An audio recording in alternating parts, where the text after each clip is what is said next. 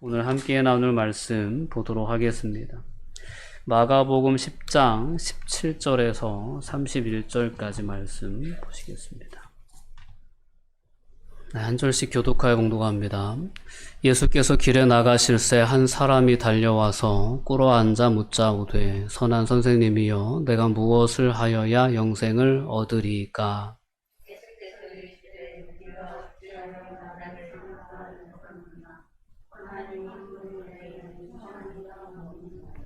내가 계명을 안 하니 살인하지 말라, 간음하지 말라, 도둑질하지 말라, 거짓 증언하지 말라, 속여 빼앗지 말라, 내 부모를 공경하라 하였느니라.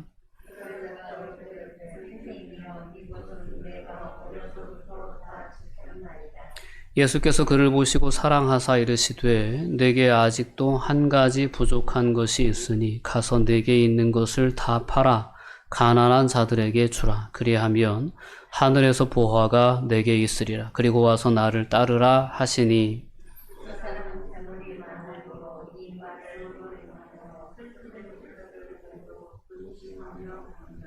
예수께서 둘러보시고 제자들에게 이르시되 재물이 있는 자는 하나님의 나라에 들어가기가 심히 어렵도다 하시니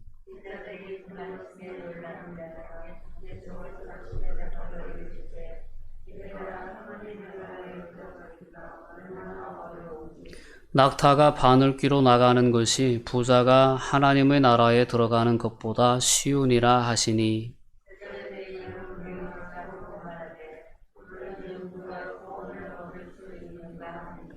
예수께서 그들을 보시며 이르시되 사람으로는 할 수 없으되 하나님으로는 그렇지 아니하니 하나님으로서는 다 하실 수 있느니라.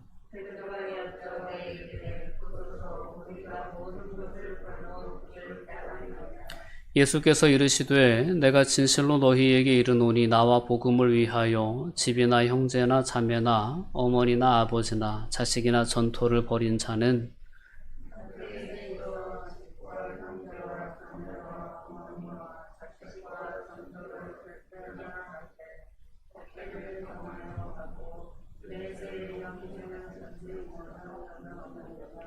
그러나 먼저 된 자로서 나중되고 나중된 자로서 먼저 될 자가 많으니라. 아멘. 네, 오늘 이렇게 또 좋은 날 맞이해서 하나님 앞에 이렇게 예배 드리게 됨을 감사드립니다. 네, 이제 점점 가을로 접어드는 것 같아요. 아직 낮에는 많이 덥긴 하지만 아침 저녁으로 시원한 그런 가을 날씨를 우리가 느낄 수 있습니다. 건강 유의해 주시고 또 끝까지 또 잘 우리가 살아야 될 것 같아요. 방역지침도 잘 지키고 계속 1000명대 2000명대 확진자가 나오는 상황이라서 우리가 또 긴장의 끈을 늦출 수가 없는 그런 상황이기도 합니다. 참 어려운 싸움인 것 같아요. 너무 어려운 또 긴 시간들이었고 더욱더 지쳐가는 시간들이 아닌가 싶습니다. 그래도 끝까지 우리가 하나님 의지함으로 함께 서갈 수 있었으면 좋겠습니다. 자, 오늘 본문의 말씀 통해서 내가 무엇을 하여야 영생을 얻으리까? 라는 제목으로 함께 은혜를 나누려고 합니다. 무엇을 하여야 영생을 얻으리까? 라는 질문 가운데에는 행위에 초점이 맞추어져 있는 그런 신앙관이 담겨져 있습니다. 내가 무엇을 더 이상 해야 영생을 얻을 수 있냐? 영생을 약간 소유의 개념으로 접근하는 그러한 물음이라고 볼 수 있죠. 이 물음 앞에서 예수님께서 들려주신 말씀이 오늘 본문 가운데 담겨져 있는데요. 오늘 우리가 다시 한번 본문의 말씀을 통해서 하나님의 은혜에 대해서 돌아볼 수 있는 그런 시간이 되었으면 좋겠습니다. 우리가 구원받는 것, 오늘 본문에 나와 있는 영생이라는 그러한 부분은 우리가 무엇을 하여서 얻을 수 있는 주제는 분명히 아닙니다. 영생은, 구원은 하나님의 은혜로 우리에게 주어진 것입니다. 세상의 큰 자가 되어서 세상의 높은 명예를 얻어서 때로는 오늘 주제가 되는 세상에 많은 재물을 모아서 우리가 그것으로 얻을 수 있는 것이 결코 아니라는 것을 오늘 본문 말씀은 우리에게 분명히 깨우쳐 줍니다. 그래서 구원이라고 하는 것이, 영생이라고 하는 것이 하나님의 은혜다, 하나님의 선물이다 라는 측면을 우리가 다시 한번 생각해 보면서 그 은혜를 우리가 누리고 있음에 다시 한번 깊은 감사와 영광을 돌려드릴 수 있는 그러한 시간이 되었으면 좋겠습니다. 다른 복음서의 병행 구절에 의하면 영생 얻는 방법에 대해 질문한 사람은 청년입니다. 그리고 관리였다라고 얘기합니다. 부자 관원, 부자 청년 이렇게 일컬어집니다. 근데 이제 오늘 본문에는 그저 한 사람이다라고 이렇게 소개를 하고 있습니다. 한 사람이 예수님께 나와 묻습니다. 지금 예수님은 예루살렘, 즉 마지막 십자가의 길을 향하여 계속해서 걷고 있는 그러한 여정 가운데 있죠. 그 여정 중에 만난 한 사람이 예수님께 물은 거예요. 선생님, 내가 무엇을 하여야 영생을 얻을 수 있겠습니까? 라고 물었습니다. 근데 이 사람이 예수님께 대해서 가진, 예수님을 부르는 호칭이 선한 선생님이여 라고 부릅니다. 이 선한 선생님이라고 하는 호칭은 이게 유대 랍비들 사이에서는 절대로 쓰일 수 없는 그런 호칭이었다라는 것을 여러분들이 생각해 봤으면 좋겠어요. 선한이라는 표현은 사람 앞에 붙일 수 있는 표현이 아니었습니다. 당시의 유대교의 그런 랍비들 사고 속에서는 선한이라는 표현을 쓸 수 있는 분은 오직 하나님 한 분밖에 없다라는 것이 그들의 인식이었기 때문에 오늘 이 한 사람이 예수님께 나와서 예수님께 선한 선생님이여 라고 불렀던 것은 상당히 특별한 호칭이었다라는 것을 우리가 생각해 볼 수 있습니다.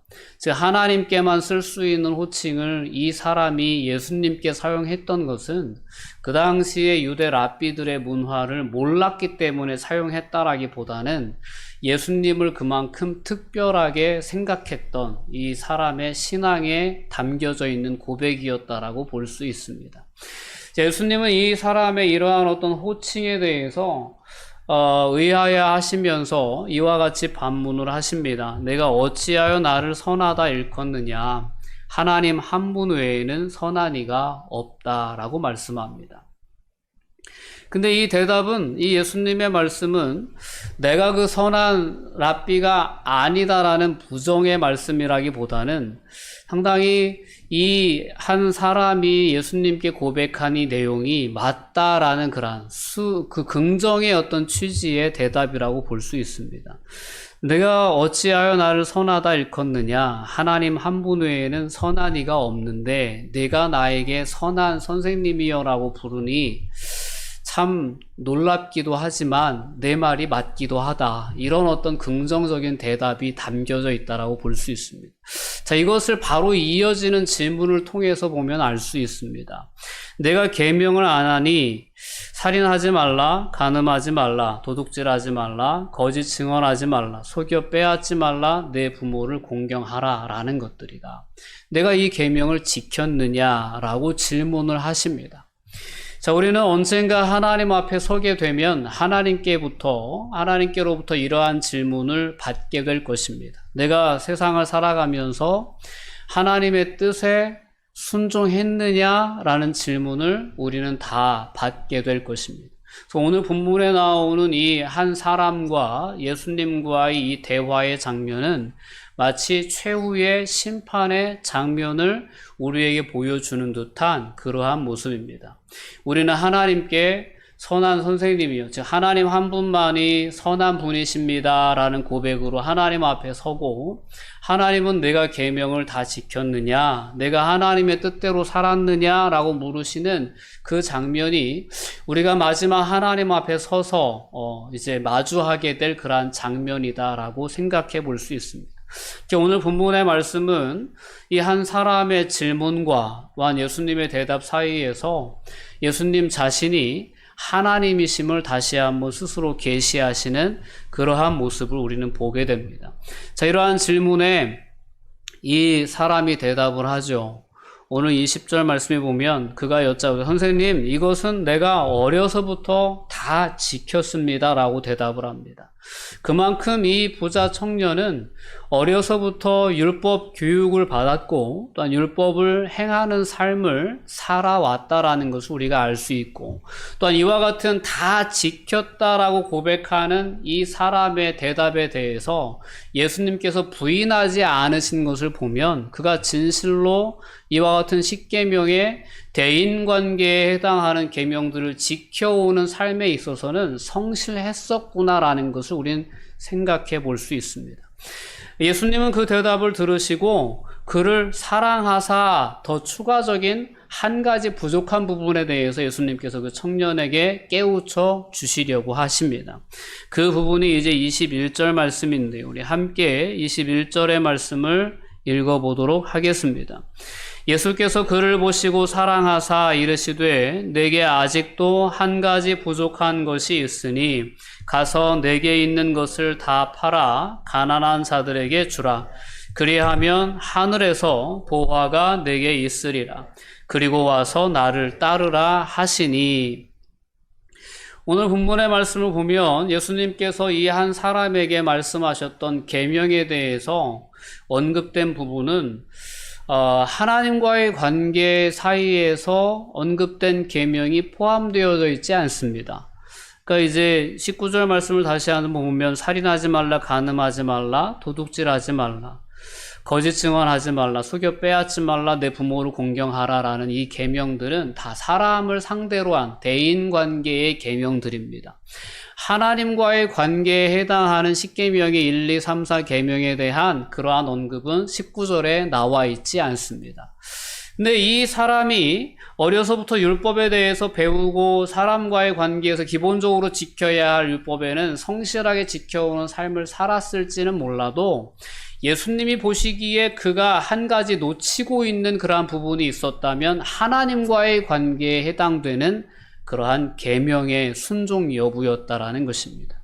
특별히 1, 2, 3 계명이 우리에게 분명히 가르쳐주는 것은 하나님 한 분만 섬길 것에 대한 그 외에 다른 우상을 만들지도 말고 그에게 절하지도 말고 섬기지도 말 것을 분명하게 말씀하신 것이 하나님과의 관계에 있어서 우리가 우선적으로 지켜야 할 계명의 내용이었습니다. 근데 예수님께서 오늘 21절 말씀을 통해 분명히 지적하신 것은 바로 그 부분인 것입니다.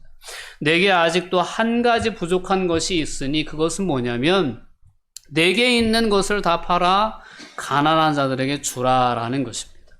그리고 그리하면 하늘에서 보화가 내게 있을 것이고 그리고 와서 나를 따르라라고 말씀하십니다. 근데 이 청년이, 이 사람이 이 예수님의 이 한 가지 조언 앞에 걸림이 되고 말았습니다.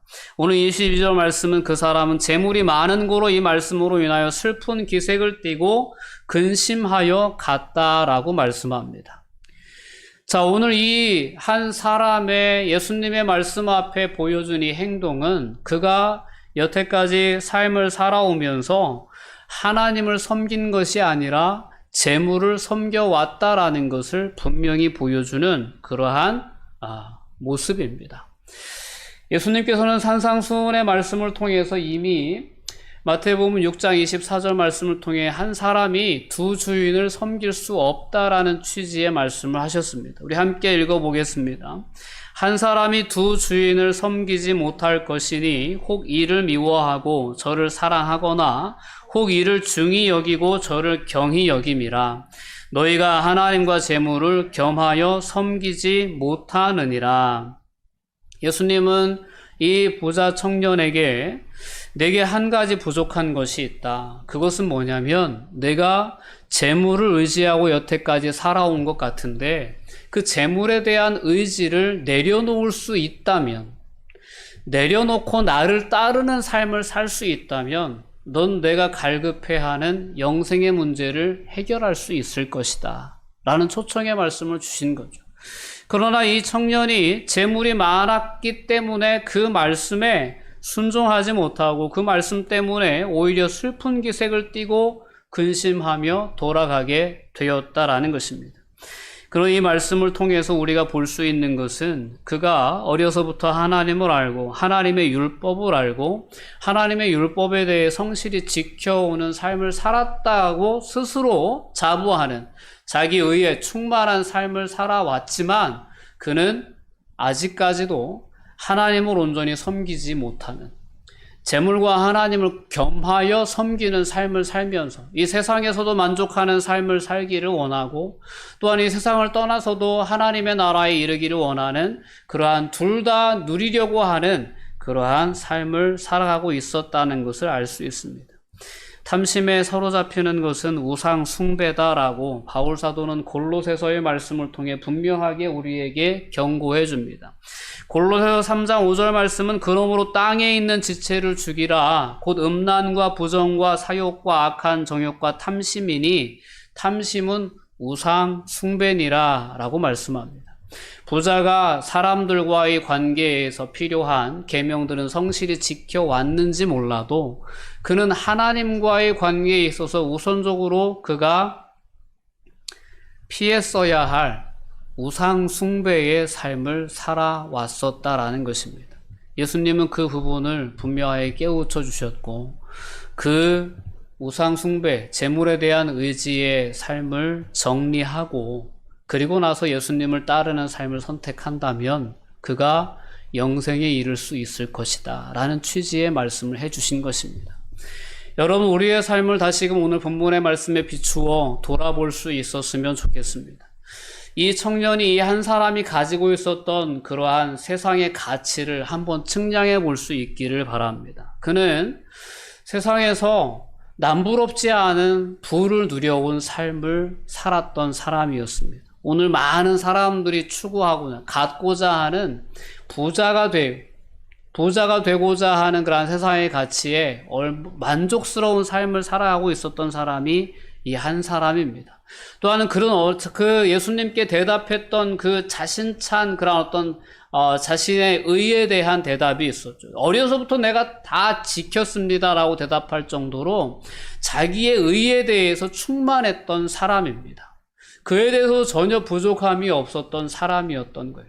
그러나 그가 가지고 있었던 그 의로움이 그가 가지고 있었던 그 부와 또한 관리로서의 그 명예가 하나님의 나라를 소유할 수 있는 그러한 어떤 부분은 될 수 없었다라는 거죠. 그가 아무리 높은 관직에 있었다고 해도 그가 아무리 많은 부를 소유하고 있었다고 해도 그가 아무리 높은 자기 의를 가지고 있었다고 해도 그것만으로는 하나님의 나라를 소유할 수 없었다는 것이 오늘 본문 말씀을 통해서 우리에게 분명하게 주시는 메시지인 것입니다.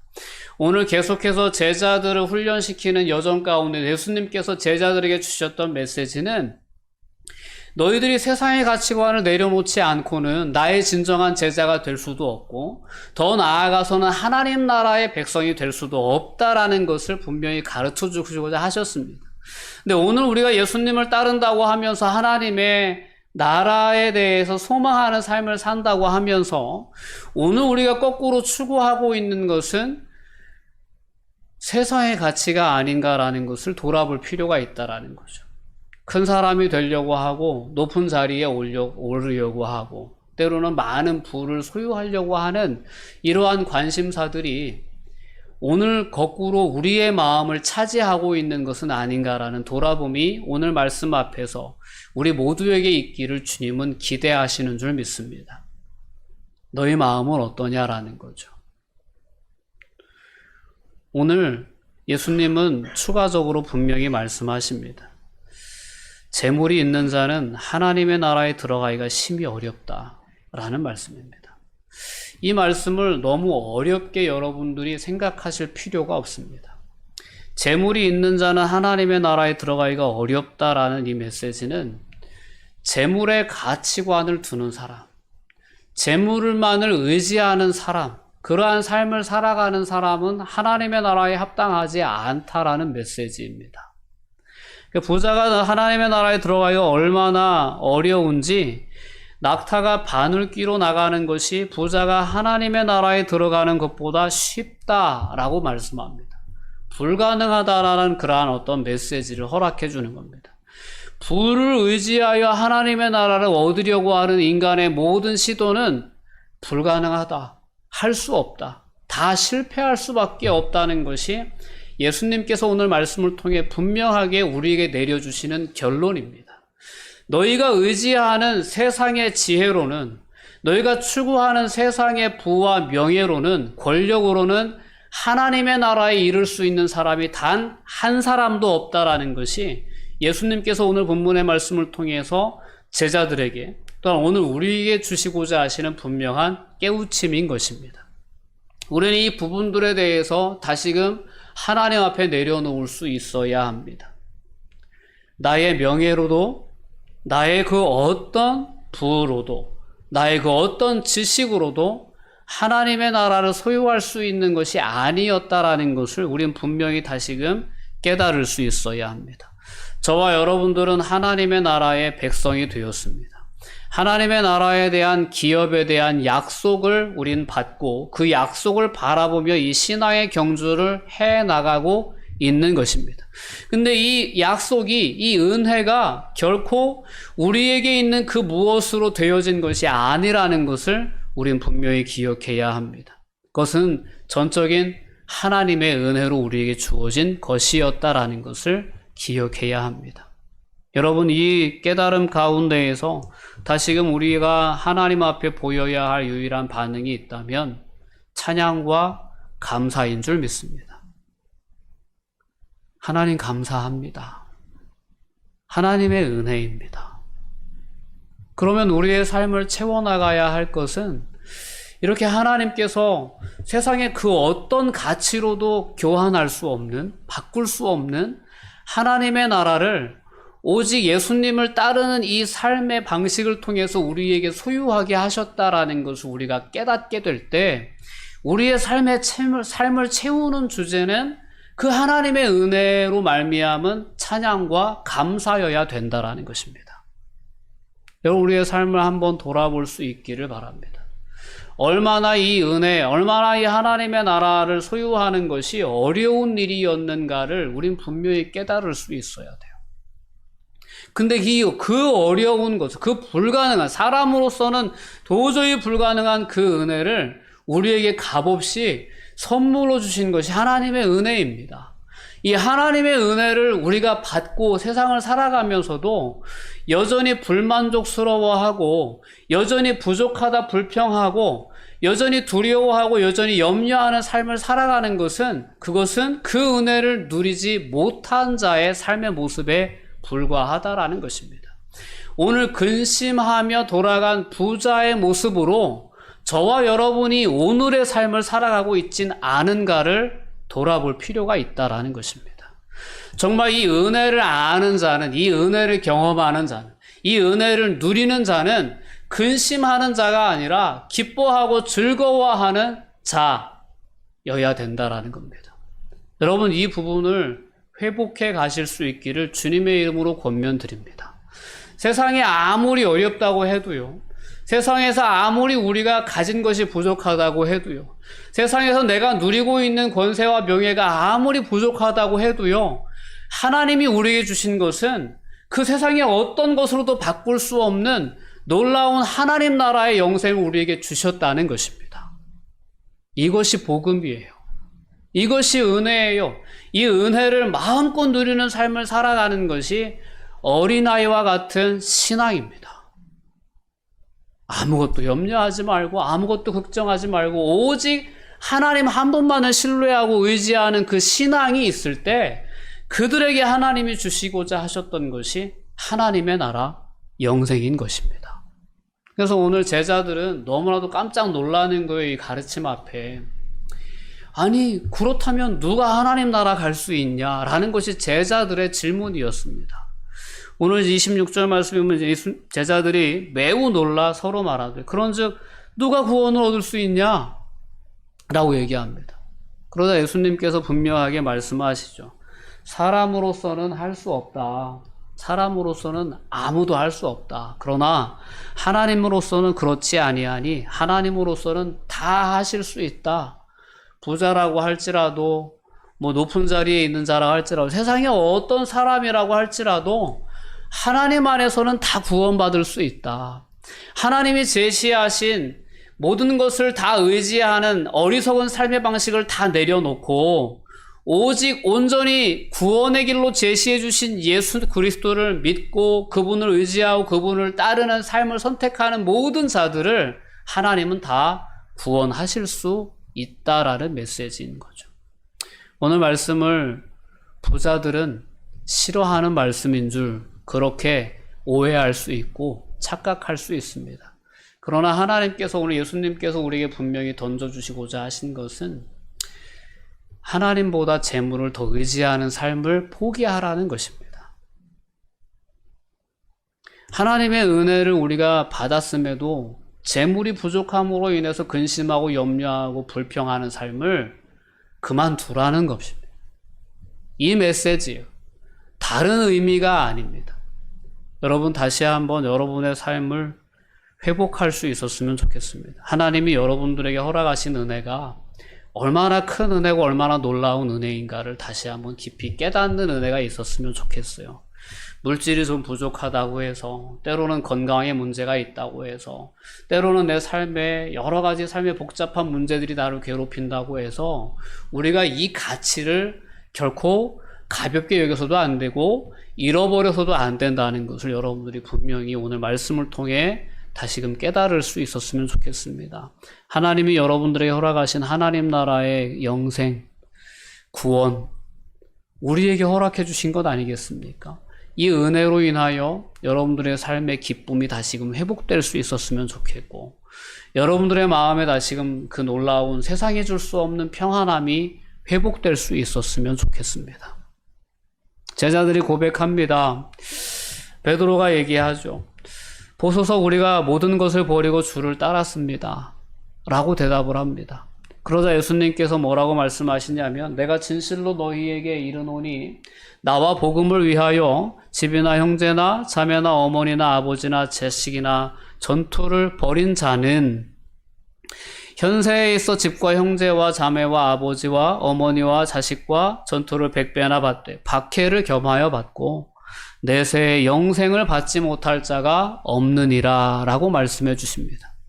내세에 영생을 받지 못할 자가 없느니라. 나와 복음을 위하여 버린 자는, 나와 복음을 위하여 헌신한 자는, 나와 복음을 위하여 세상에 너희가 믿고 의지하던 모든 가치를 내려놓고 하나님께만 온전히 신뢰하고 온전히 헌신하는 삶을 선택하는 자들에게 내세의 영생을 받지 못할 자가 없다라는 분명한 그러한 어떤 구원의 선포를 예수님께서는 해 주신 것입니다. 여러분, 예수님을 믿으시기 바랍니다. 예수님이 오늘 말씀을 통해 우리에게 주신 이 메시지를 여러분이 분명히 신뢰하고 받아들이실 수 있기를 바랍니다. 여러분, 무엇 때문에 근심하시는지 근심의 이유를 다시금 헤아려 보실 수 있었으면 좋겠습니다. 오늘 이 한 사람이 가지고 왔던, 예수님께 가지고 왔던 그 주제를 모든 사람이 가지고 씨름을 합니다. 근데 사람의 씨름으로, 사람의 노력으로, 사람의 능력으로 되어지는 주제가 결코 아니다라는 것이 오늘 본문의 메시지입니다. 그 부분은 하나님의 은혜로 주어지는 것입니다. 어떤 자들에게 은혜로 주어지느냐? 세상의 모든 가치에 기대어 삶을 살려고 했던 우리의 헛된 시도들을 다 내려놓고 하나님의 은혜에 기대어 살려고 하는 그러한 믿음으로 예수 그리스도를 따르고자 하는 모든 자들에게 하나님이 선물로 주시겠다라는 겁니다. 여러분, 이 선물을 마음껏 누릴 수 있는 그리스도인들이 다 되실 수 있기를 주님의 이름으로 축원드립니다. 그래서 여러분들이 지금도 근심하고 있는 그러한 근심의 주제가 조금 더 많은 것을 소유하고자 하는 그러한 측면에 맞춰져 있다면 오늘 이 어리석은 부자의 모습과 다르지 않은 모습으로 여러분들이 살고 있는 거예요. 그러한 부분들을 점검해 보실 수 있었으면 좋겠습니다.